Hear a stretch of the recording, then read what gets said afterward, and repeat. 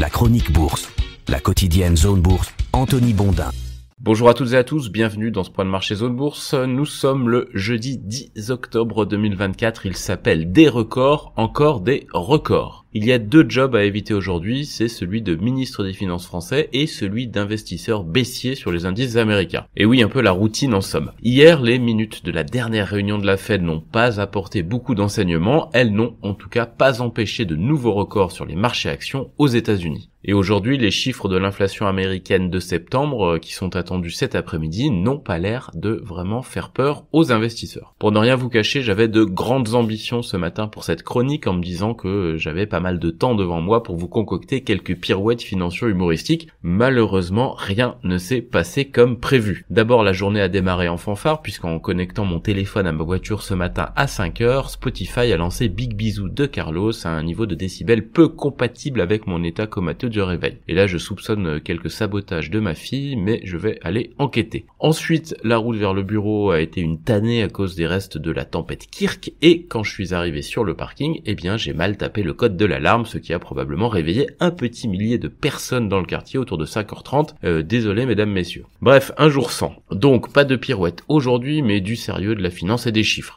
Le Dow Jones et le S&P 500 sont à nouveau en terra incognita depuis hier et de nouveaux records. Le Nasdaq n'en est pas très loin non plus puisqu'il lui manque à peine plus de 2% pour défricher de nouveaux territoires vierges. Le marché action américain se porte donc comme un charme, bien campé sur ses deux Santiago, prêt à affronter les prochaines étapes qui sont relativement bien fléchées. D'abord la saison des résultats du troisième trimestre qui va battre son plein sur la seconde quinzaine d'octobre, ensuite l'élection américaine du 5 novembre et la prochaine décision de la Réserve fédérale américaine sur ses taux, ça c'est le 7 novembre. Chacun de ces événements est évidemment une source d'incertitude, en particulier la conquête de la Maison Blanche, mais les investisseurs conservent une belle confiance dans les possibilités de Wall Street, même si les gains qui ont déjà été accumulés depuis le début de l'année sont conséquents. On est à 21% de hausse pour le S&P 500 par exemple. Apparemment c'est un record à ce stade de l'année depuis le début du siècle, selon un graphique repéré hier par mon collègue Tommy. Côté Europe, le Stoxx Europe 600 n'a collecté que 8,6% depuis le 1er janvier, c'est pas si mal même si c'est beaucoup moins que les États-Unis. Pourquoi ? Parce que sa poche de valeur technologique est nettement moins importante que celle des indices new-yorkais comme le S&P 500 et le Nasdaq.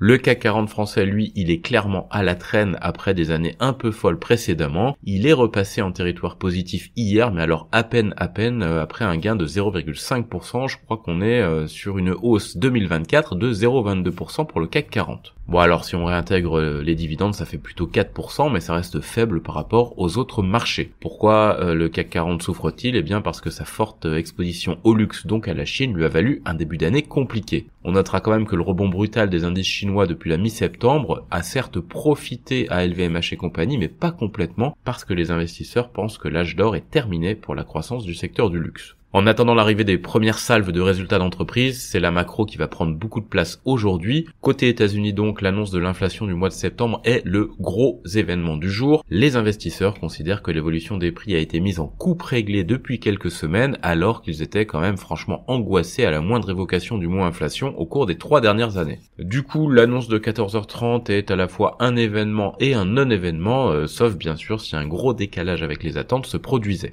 Pendant ce temps, le rendement de la dette américaine à 10 ans a poursuivi son ascension à mesure que les financiers font leur deuil d'une poursuite de la baisse des taux de la Fed à cadence élevée. La patronne de la Fed de San Francisco, Mary Daly, a estimé cette nuit que la banque centrale va réduire encore 1 ou 2 fois ses taux de 25 points de base cette année, c'est-à-dire 50 points de base maximum au total. Je vous rappelle que les ultras des baisses de taux rêvaient encore la semaine dernière de 2 assouplissements de 50 points de base pour terminer l'année en apothéose. Ils sont un petit peu moins bruyants depuis quelques jours. Côté Europe, ce sont les budgets qui sont sur le devant de la scène. En France d'abord, puisque c'est aujourd'hui que le gouvernement Barnier présente son projet de loi de finances. Ça promet, Barnier doit composer sans majorité, avec des oppositions politiques de fond du côté de certains de ses soutiens et sous la pression internationale concernant le financement de la dette. On a quand même l'impression du coup que son mandat tient surtout parce que personne d'autre n'a envie de se retrouver à sa place. Plus sérieusement, on gardera donc un œil sur le coût de la dette française qui pourrait réagir aux annonces. Hier, le rendement du 10 ans était à 3,02%, juste au-dessus de celui de l'Espagne qui était à 3,01%. L'autre zone de tension budgétaire du moment en Europe vient du Royaume-Uni, même si je ne sais plus si on a encore le droit de dire que la perfide Albion est en Europe. En tout cas, disons que géographiquement, c'est le cas. En tout cas, le marché des gilts, les obligations d'État britanniques, est nerveux depuis que l'organisme non partisan Institute for Fiscal Studies a estimé que la chancelière de l'échiquier Rachel Reeves, l'équivalent britannique d'Antoine Armand, le ministre des Finances français, pourrait être forcée d'annoncer une augmentation des impôts de 25 milliards de livres lors de son premier budget qui doit être dévoilé le 30 octobre, cela pour assurer le financement des services publics. Donc manifestement en Europe on risque d'avoir 3 grands malades et malheureusement ce sont les 3 plus grosses économies,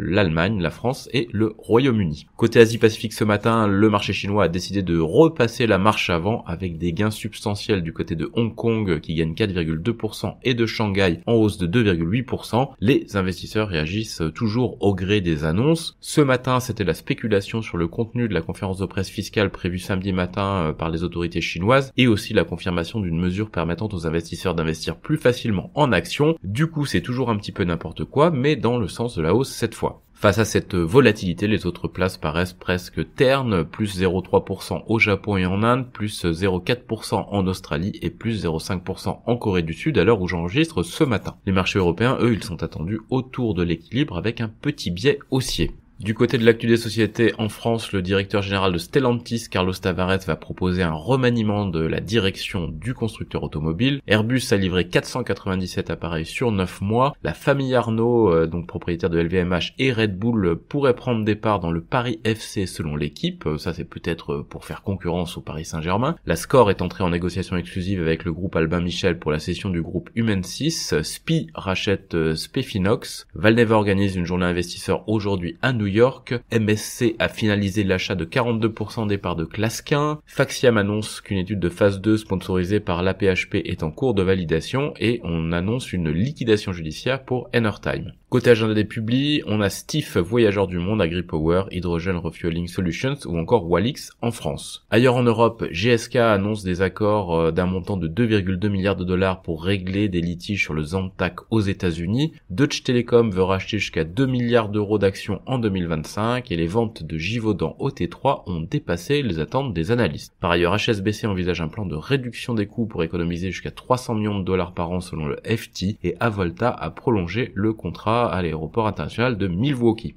On reste aux États-Unis où, selon le Wall Street Journal, The Toronto Dominion Bank devra payer 3 milliards de dollars de pénalités et de restrictions de croissance dans le cadre d'un accord conclu aux États-Unis. Les déboires antitrust de Google s'accumulent dans les affaires de recherche, d'applications et d'annonces aux États-Unis, on en a déjà parlé hier. BlackRock fait partie des sociétés qui envisageraient de racheter HPS Investment Partners. Amazon a ajouté l'Apple TV+ à son service de streaming Prime Video aux États-Unis. Par ailleurs, le vice-président d'Apple, Dan Riccio, prend sa retraite selon Bloomberg. Les ventes de Costco en septembre sont en hausse sur un an. Marriott a conclu un accord de 52 millions de dollars avec les procureurs américains dans le cadre d'une enquête sur des violations de données chez Starwood et GXO Logistics étudierait la possibilité d'une vente après avoir reçu un intérêt de la part d'un repreneur selon une rumeur. On a Progressive Corp, Delta Airlines et Domino's Pizza aujourd'hui sur l'agenda des publis aux États-Unis. Enfin ailleurs, Seven & I, le groupe de distribution japonais, pourrait créer une société holding pour ses actifs non essentiels selon le journal Yomiuri. Le bénéfice d'Aeon, toujours au Japon, a chuté de 76% au cours du premier semestre fiscal et le magnat indien Ratan Tata est décédé à l'âge de 86 ans. Voilà, c'est terminé pour ce point de marché du jour. Bonne journée à toutes et à tous et encore désolé pour les voisins.